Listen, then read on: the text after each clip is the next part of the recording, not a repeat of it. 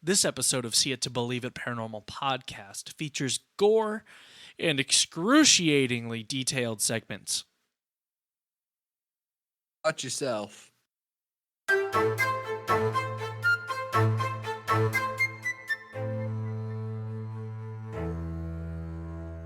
Hello, everybody. Welcome back to the See It to Believe It podcast.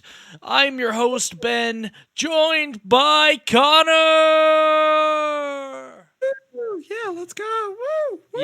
Yes. So today we're talking about spooky stuff. Connor, anything spooky happened to you in the past week? Only these gas prices. Oh, what about you, Jimmy? All right, thanks, Jimmy. Oh, what a dude. What a dude. Yep. So, today we plan on telling you some nice little things that have happened in this world of the natural and of the supernatural. Hold So, on. My mic. Here we go. Yes. Hi, Connor. How's it going? It's going good. I guess I will start us off today since you started us off last week. Mr. Connor, what do you know about the Amityville Horror? Oh, I know that's the name of a movie. That's about as far as my knowledge goes. Okay, so believe it or not, this is the most famous case done by the Warrens. It's not anything that's happened in any of the Conjuring movies, but it's still the most famous case that they've been a part of. Wow. So I'll start off with a little prerequisite before we get into the supernatural stuff. I mean, it could still be deemed supernatural, but on November 13th, 1974, Ronald DeFeo Jr. shot and killed 6 members of his family at 112 Ocean Avenue. Yes, there's a place off Ocean Avenue. A large Dutch colonial house in suburban Amityville on the south shore of Long Island, New York. He was convicted of second-degree murder in November of 1975 and was sentenced to 6 sentences of 25 years in prison. Okay? You got that, Connor? So a guy went in there, killed his whole family. Now, the creepy thing about this is that when he went in and shot them, nobody, so there's pictures of the stuff, and nobody was, had any signs of struggle. So how do you go in and shoot 6 people without waking anybody else up? Silencer on that. It's a shotgun in the 1970s. Never mind. There is no silencer for, I mean, there probably is, but so the weird thing is, I mean, it's really not weird. There was a thunderstorm that night, but I feel like I could determine the difference between a shotgun and a clap of thunder. I think so. I think I could too. But so there's this theory that there was possibly a demonic being in the house before there was ever any reported activity that held the people down to their beds and kept them asleep because they were all facing down into their bed when they all died. None of them were facing up. But Weird. yeah, they were all killed. And then in 1975, George and Kathy Lutz and their 3 children moved into the house. So the house was sold so quickly after that the furniture of the DeFeos was still there when they moved in, and it stayed there. Oh. The Lutzes paid an extra $400 to keep all the furniture there. And then George had a friend who lived there, and the friend told him to get the house blessed. But, going where the story goes, obviously, blessing the house just wasn't enough. So, George was he was a non-practicing Methodist who had no experience on the world of horror. And Kathy was a non-practicing Catholic. Okay? I mean, they're not practicing, so that's just calling for demonic spirits and entities. So, by mid-January in 1976, after they attempted to get the house blessed, they experienced... Oh, wait, no, I'm jumping too far ahead into the story, Connor. I'm jumping too far ahead into the story, my guy. Okay? I put a note in the wrong spot. So, let's just get this out of the way. They only stayed in the house for 28 days after buying it. Okay. And some creepy stuff started to happen. Okay? Like what? So, there were flies that would just appear in random places of the house. Oh. So what would you like not just like small amounts of flies, like many flies, like unnatural amount of flies. And there was like nothing dead or anything. Oh. And then they would also smell death, essentially. That's a common thing that happens in the supernatural cases, Ooh, stinky, stinky, stinky. Connor, do you know what the smell of death smells like? No, I personally have not experienced that. Connor, have you ever been to the fair in the middle of the summer and gone to the porta potty? Oh. It's worse than that. Oh no, not the porta potty smell. Do you like porta potties? You know what? Hot take. I don't think porta potties are as bad as everyone makes them out to be. Hot take. I agree. They're, If you gotta go, they're not that bad. they're not. There's worse places you could go. If they're clean. That's true. If they're not clean, then Like the first day of the fair, they're always clean. Then you get all the hillbillies. So, Connor, you know what else they would see? What would they see, Ben? They would see glowing red eyes. Oh. Is that our buddy the Mothman up in Amityville? He's taking a day trip. Don't worry about it. This is my house. He wanted to come in and check on the devil, see if what he's doing. Connor, what would you do if you were the devil? Do little things to annoy people. Oh, just little things. Whenever you get like a door handle caught on your like jean belt loop. Oh yes. That every time. I don't know how that even happens half the time. So you know what? I would expect there to be a demon involved. So, Connor, you know what the creepiest part about this all was? What? George Lutz, the guy who bought the house, so he wasn't the father of the children. I mean, that's not very important to the story, but I guess in some way it might kind of tailor into the authenticity of this case. But George Lutz became possessed and tried to kill everyone. Oh. Yeah. So Wow, that's always some fun stuff. And so that was like the last straw. And then so they became so spooked that they ended up leaving the house after 28 days and they never went back. They never went back for they did get their belongings, but they paid someone else to do it.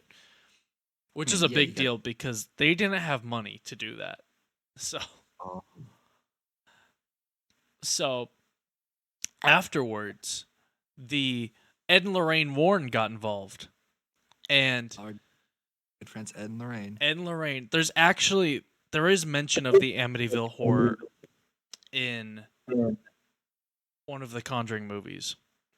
And real life Lorraine Warren claimed that the Amityville house is the most terrifying place she's ever been in. Because actual Lorraine Warren was psychic and she could see ghosts, apparently.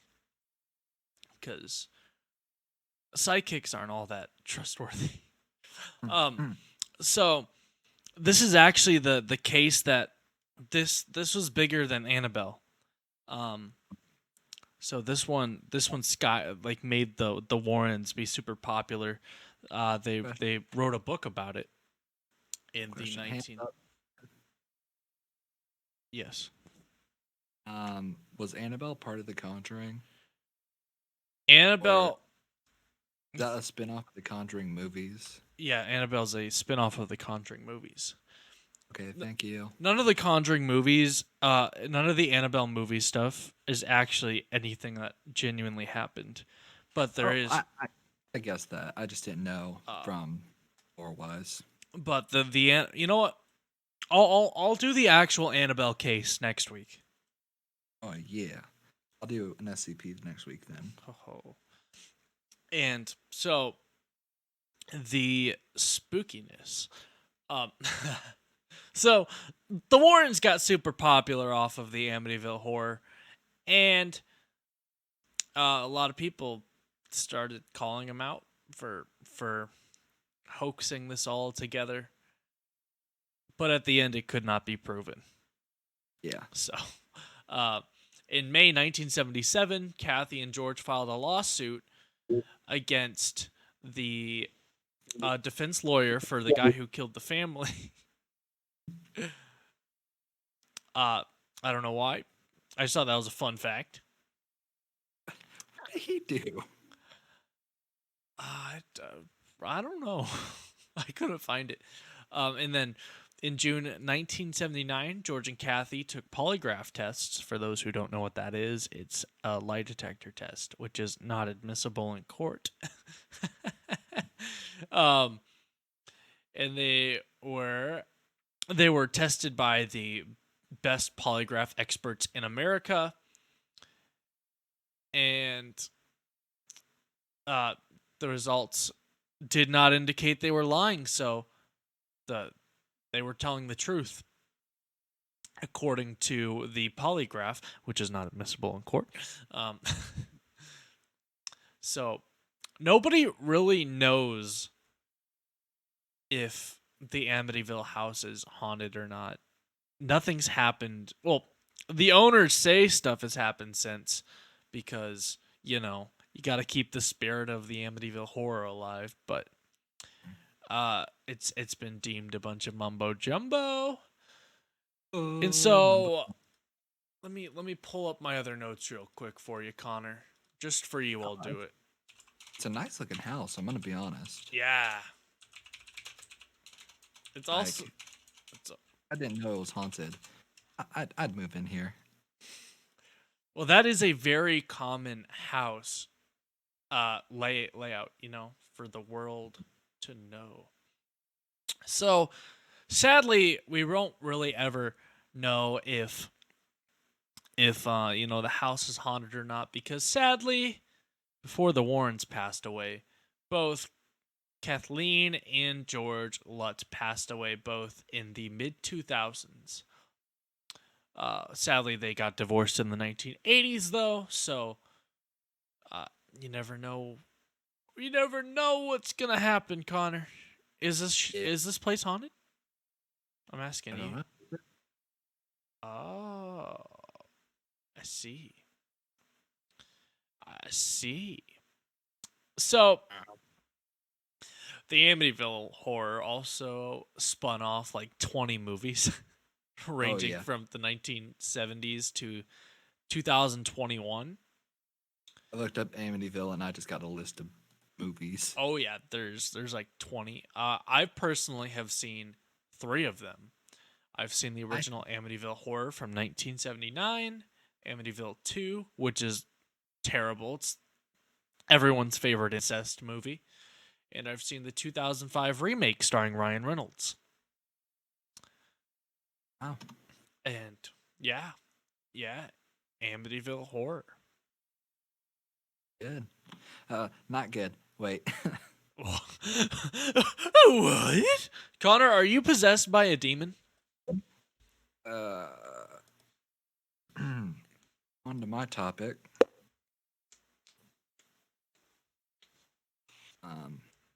But Ben, that was a good story about Amityville. Yes. I didn't cover it as well as I could, but next week with Annabelle, I will 100% get all the facts and details. Yeah. Oh, Ben, I want you to put yourself in a little bit of a pastime. oh, God. Year was 2010. Oh, shit. Okay. Right? How old were you in 2010, Ben? 2010, I was what month in 2010? January 1st, 2010, I was 8 years old. 8 years old. Well, let's say, 8-year-olds, they're a curious bunch, aren't they? Yeah, I'd say. Let's say you somehow manage onto the internet. I A probably word you heard around school called creepypasta. I never heard about creepypasta at school. A little creepypasta, first creepypasta, pops up. And today we are talking about the Russian sleep experiment. Oh, yes. Oh, yes. See, I never heard of creepypasta at school, but I did learn about the Russia sleep experiment at school. Yes. Now, just to preface this, I did do some research and I did come to the conclusion the Russian sleep experiment is indeed a work of fiction and not in any way real. Damn. I hear people talking outside the room I'm in. Are they scaring Anyway. you? Anyway, so I figured I'll read a little bit and then we can talk and I can read some more. How's that sound, Ben? That sounds like a fun time. Okay. Hold on, I printed it out so I won't have to read it off the screen. Okay. Very smart. Big brain. Russian researchers in the late 1940s kept 5 people awake for 15 days using an experimental gas-based stimulant. They were kept in a sealed environment to carefully monitor their oxygen intake so the gas didn't kill them. Wait a minute. I read part of this last week. I just realized. I read a part of this last week during the last podcast. At least people now know that if they're watching in the future, they are in fact watching it in chronological order. Didn't kill them since it was toxic in high concentrations. This was before closed circuit cameras, so they only had microphones and 5-inch thick glass-sized porthole windows into the chamber to monitor them. The chamber was stocked with books, cots to sleep on, but no bedding, running water in a toilet, and enough dried food to last all of them over a month. Test subjects were political prisoners deemed enemies of the state during World War II. Yeah. It sounds like something that could happen. Yeah, it sounds realistic. Especially in the 40s. Yeah. Really wasn't that much ethical stuff you could really do. We're on the brink of constant war. Yeah. And so, everything was fine for the first 5 days. The subjects hardly complained, and having been promised, and this is false, they would be freed if they submitted to the test and did not sleep for 30 days. Which, I don't know about you, but I couldn't go a day without sleep. I could go 36 hours. And then I'm dead. I could go, I think, like 23 hours, like almost a day. Then I'd need like a 1-hour power nap. Power naps are powerful. They are. Their conversations and activities were monitored, and it was noted that they continued to talk about increasingly traumatic events during their past. The general tone of the conversations took a darker aspect after the 4-day mark. So they're already, starting to get a little dark. Yeah. Yeah. After 5 days, they started to complain about the circumstances and events that led them to where they were, and they started to demonstrate severe paranoia. They stopped talking to each other and began alternatively whispering into the microphones and one-way mirrored portholes. Oddly, they all seemed to think they could win the trust of the experimenters by turning over their comrades. The other subjects in captivity, I stapled it wrong so I can't read that word. The other subjects in captivity with them. At first, the researchers suspected this was an effect of the gas itself. After 9 days, the first of them seemed to start screaming. Ran the length of the chamber, repeated yelling at the top of his lungs for 3 hours straight. Continued attempting to scream, but was only able to produce occasional squeaks. Researchers postulated that he had physically torn his vocal cords. A surprising thing about how this behavior was how the other captives react to it. Or rather, they didn't react to it. Continued whispering into the microphones until the second of the captives started to scream. Two non-screaming captives took their books apart, smeared page after page with their own feces, and pasted them calmly over the glass portholes. You gotta love it. Screaming promptly stopped. So, I have a feeling that did not end well for them. No, not at all. Then, not only did the screaming stop, so did the whispering into the microphones. After 3 more days had passed, the researchers checked the microphones hourly to make sure they were still working. Since they thought it impossible. Oh my gosh, I cannot read today. No sound could be coming from within people. Oh, You're just having a fun time. gosh, yeah. I used all my brain power on the radio this morning. Okay, let's try that again. The oxygen consumption in the chamber indicated that all 5 must still be alive. In fact, it was the amount of oxygen 5 people would consume at a very heavy level of strenuous exercise. On the morning of the 14th day, the researchers did something that they said they would not do. Tried to get a reaction from the captives. Used intercoms inside the chamber, hoping to provoke any response from the captives. They were afraid they were either dead or vegetables by now. Announced, "We are opening the chamber to test the microphones. Step away from the door and lie flat on the floor, or you will be shot." It's like a little dance. Step away from the door and lie flat on the floor. That's like a lyric in a rap song. Compliance will earn one of you your immediate freedom. They're surprised they heard a single phrase in a calm voice respond, "I no longer want to be freed." Debate broke out among the researchers and the military forces funding the research. Able to provoke any more response using the intercom, it was finally decided to open the chamber at midnight on the 15th day. They're about to open the chamber. Ooh. Wonder what they'll see. Oh. The chamber was flushed of all stimulant gas and filled with fresh air. Immediately, voices from the microphone began to object.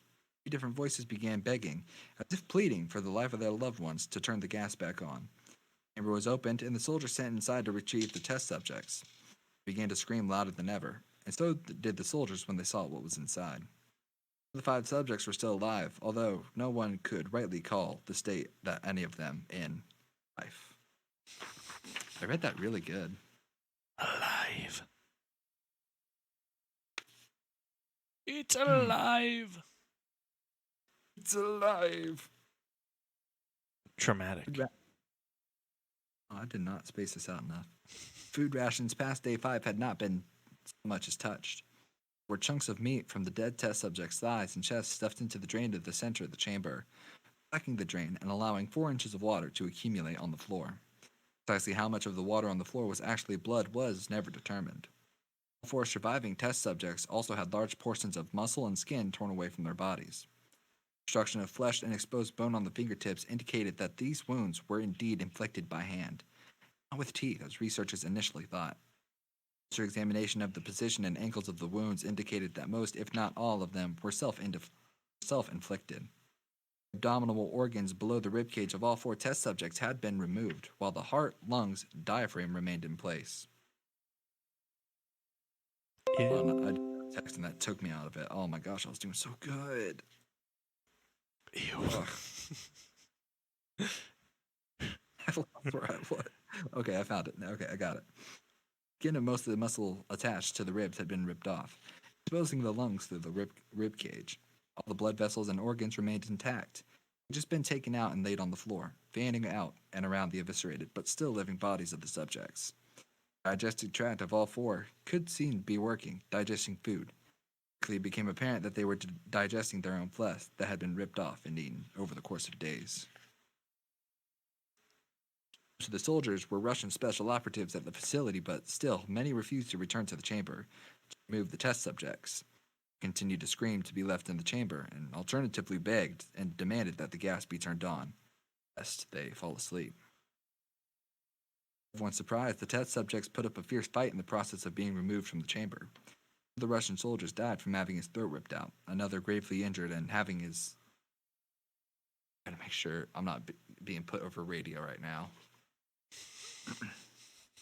It can happen in these rooms sometimes. You're just like sitting here and then all of a sudden, hey, you're on radio. Oh, okay. Anyway. So one died from having his throat ripped out. Another one died from having his arm ripped off. And then an artery in his leg severed by one of the subject's teeth. The other 5 soldiers lost their lives if you count the ones that committed suicide in the following weeks of the incident. The struggle, one of the 4 living subjects had his spleen ruptured and he bled out almost instantly. Medical researchers attempted to sedate him, but this proved impossible. He was injected with more than 10 times the amount of human dose of morphine derivative and still fought like a cornered animal, breaking the arms and ribs of one doctor. His heart was seen to beat for a full 2 minutes after he bled out, to the point where there was more air in his vascular system than blood. Even after it stopped, he continued to scream and flail for another 3 minutes, struggling to attack anyone in reach, just repeating the word more over and over, weaker and weaker, until he finally became silent. Let me see how many pages. Oh my gosh, I got so many pages left. I got 5 pages left. I think we're gonna put a gore warning at the beginning of this episode. That's probably a good idea. Because I know if I was feeling queasy, I'd probably... This would not be a podcast to listen to. Yeah. Okay, so Ben, how do you feel so far through the story? Having heard this before, it's not a. I mean, it's a fun story to listen to, but it's also not a fun story to listen to. It's disgusting. Yeah. But there's a reason why it's a really famous story, and that's because the details are so descriptive that you can just picture it in your mind. Yeah. Well, actually, I'll take a break from reading real quick to give you a little fun fact. Okay. It pops up whenever you type the Russian sleep experiment. I've done it. I typed in the Russian sleep experiment. See a picture of what looks like a person? I did not have... Oh. Yeah, there it is. I clicked on images, and there's the famous picture. I've seen this picture a lot. Do you want to know a fun fact? Sure. It is not a person. Yeah, it doesn't look like a person. It's actually a Halloween animatronic. That's pretty funny. Now, I saw that and I'm like, are you serious? And I looked it up and it's like, hey, it's not. And I'm like, oh, that's cool. They said they got it from a Spirit Halloween in early 2009. I don't doubt that. I love Spirit Halloween. Yeah, I do too. I wish it was an all-time store. I agree. There's a lot of times when I could just purchase a mask or something. Like if I'm making like a like in production to make like a short film, I would love a Spirit Halloween. That's why I love like living 30 minutes away from a Dean's Party Mania. Yeah. You mean the Dean's Party Mania? The Dean's Party Mania. Did I tell you I bought a mask from there the other day? No, you didn't. I bought a Michael Myers mask. Which Halloween, Michael? Which one? First one. Oh. You mean Yeah, you bought a Pale William Shatner mask? Yes, I did. Ah.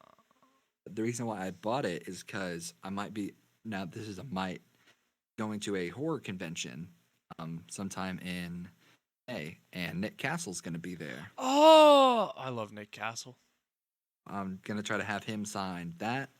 I'm also bringing a Scooby-Doo VHS tape, and I'm going to try to have Matthew Lillard sign that. Oh, but that is. Oh yeah. And if you come over in the summer and I end up going, I'll show you.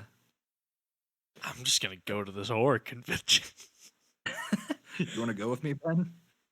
You say it's in May? Yeah, it's in May. It's in Cincinnati. I might go. I might go. I guess we'll continue on with the story. Yes. Right. Surviving 3 test subjects were heavily restrained and moved to a medical facility. 2 with intact vocal cords continuously begged for the gas, demanding to be kept awake.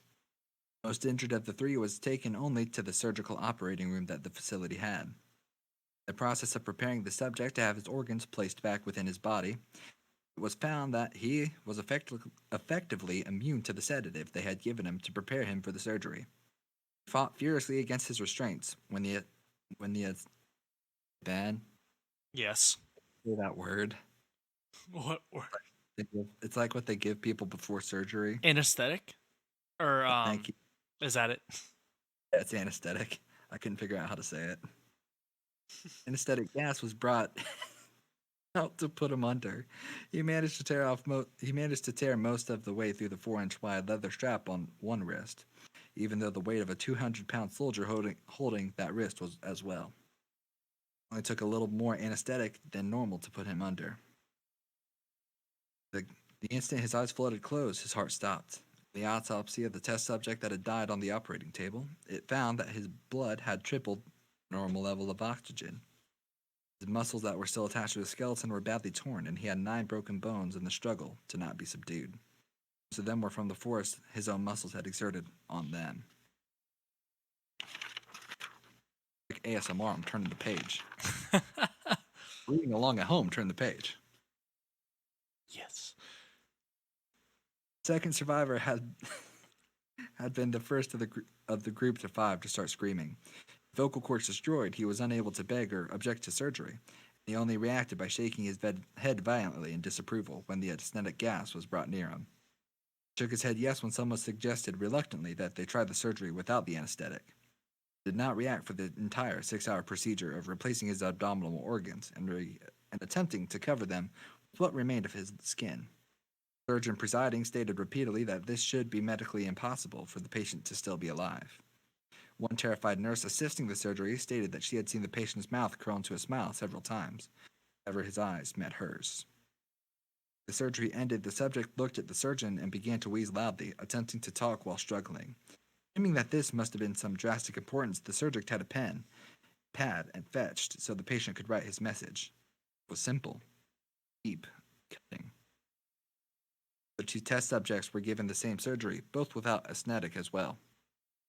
So they had it be injected with a paralytic the duration of the operation. The subject found it impossible to perform the operation while the patients laughed continuously. Once paralyzed, the subjects could only follow the attending researchers with their eyes. The paralytic cleared their system in a normally short period of time. They were soon trying to escape their bonds. The moment they could speak, they were again asking for the stimulant gas. Researchers tried asking them why they had injured themselves, why they had ripped out their own guts, and why they wanted to be given the gas again. Only one response was given: must stay awake.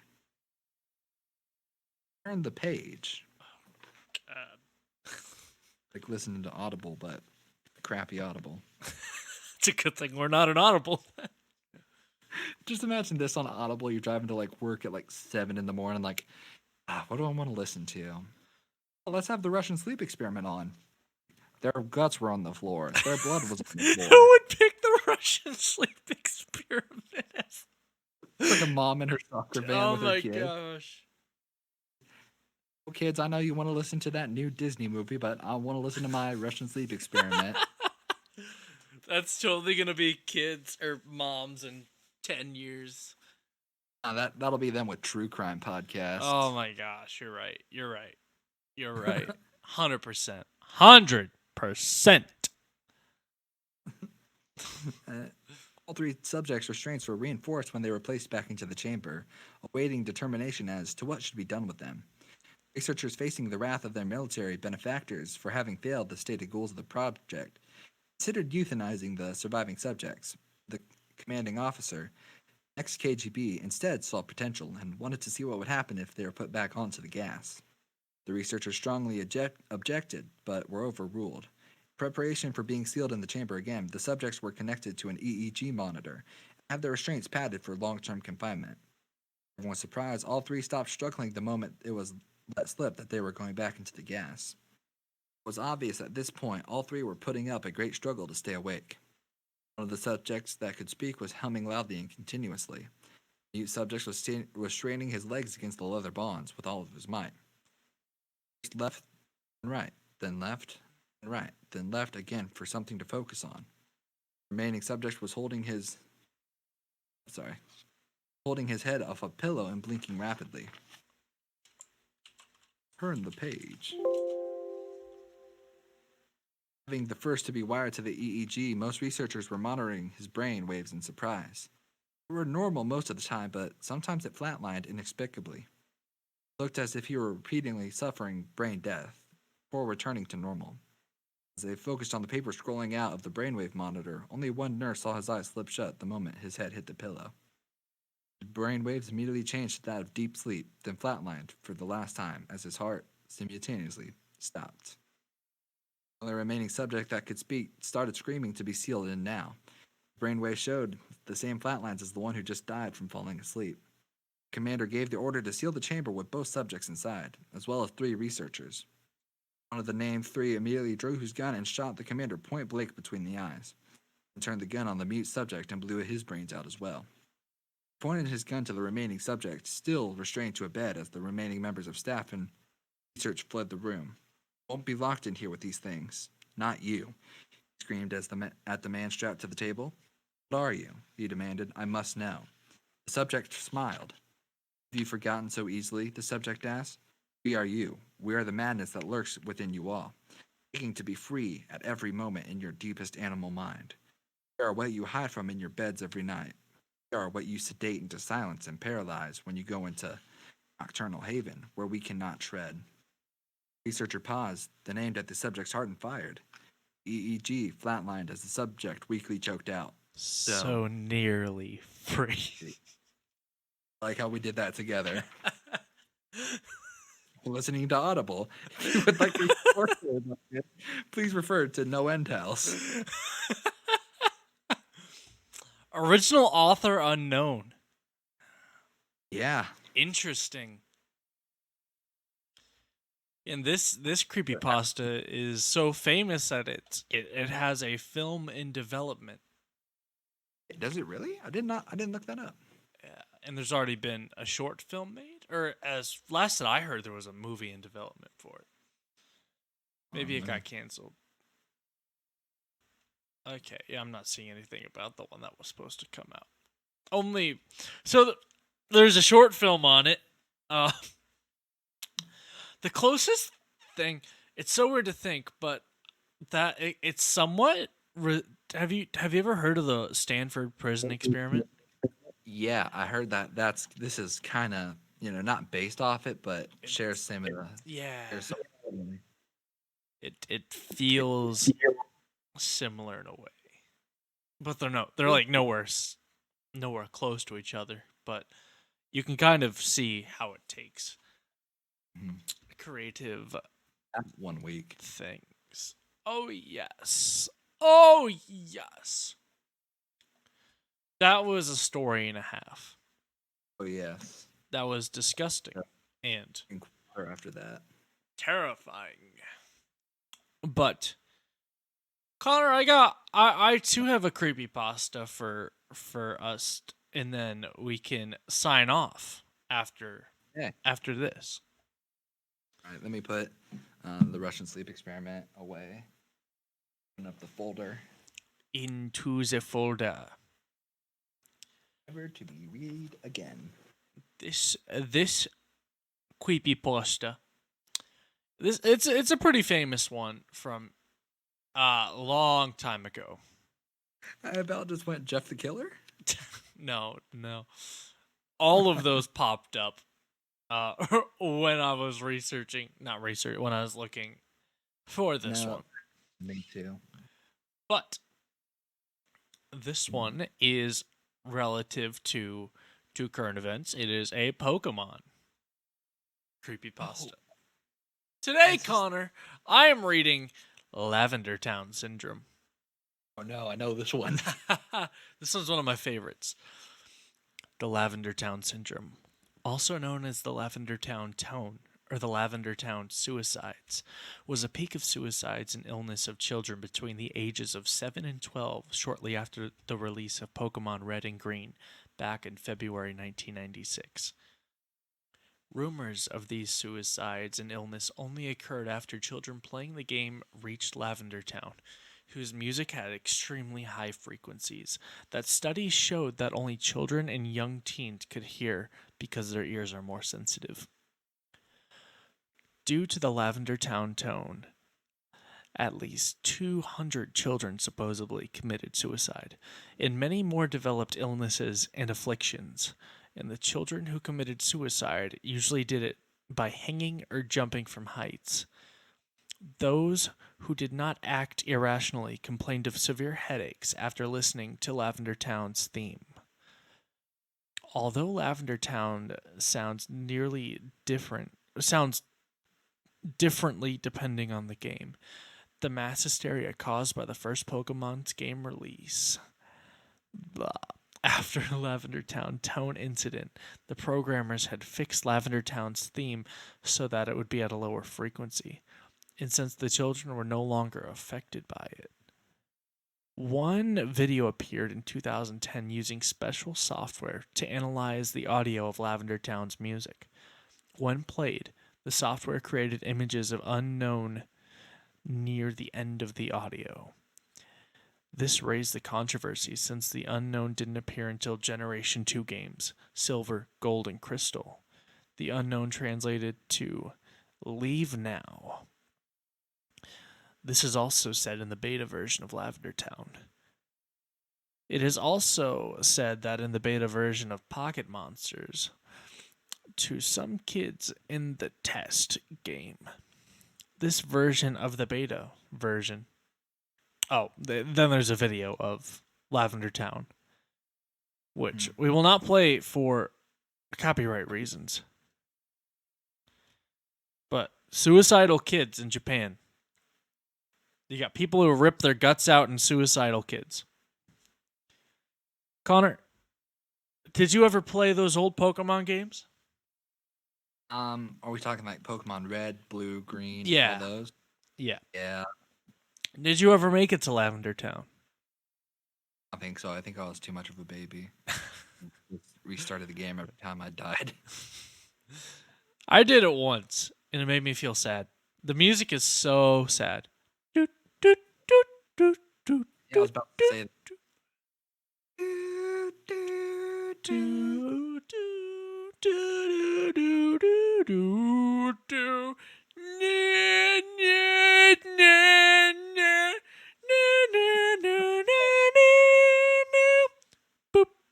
one from Finding Nemo where Dory's trying to speak whale. And she was like,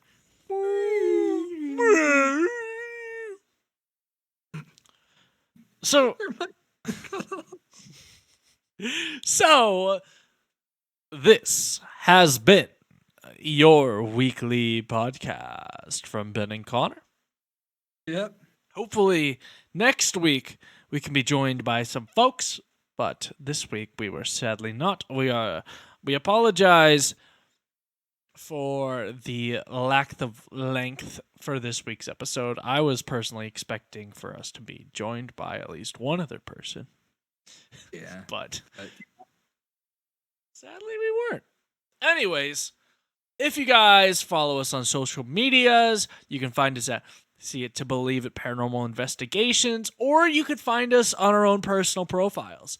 I go by Benjamin Reinhardt on pretty much everything.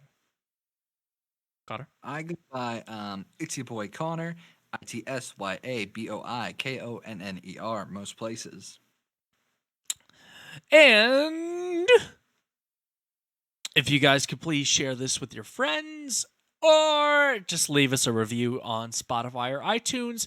If you leave us a 5-star review, it can really benefit us. It can get us more out there and it can spread the word. So, Yeah, I had been.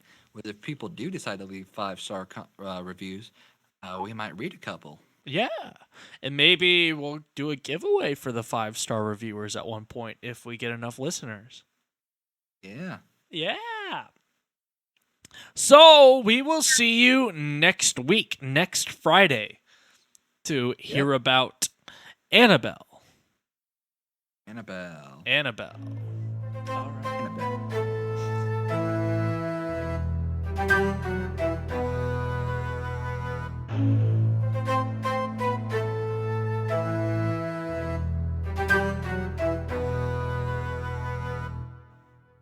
So, like, what are we supposed to do in this after roll thing? What are we supposed to talk about? Now, I had cough this morning that my like you know how you like taste stuff after you're done with it. Yep. My aftertaste is just cigarettes, and it sucks. Sucks, man, because it wasn't good coffee. I'm gonna be honest. Oh. It tasted kind of skunky. I probably shouldn't have drank it. I'm gonna die.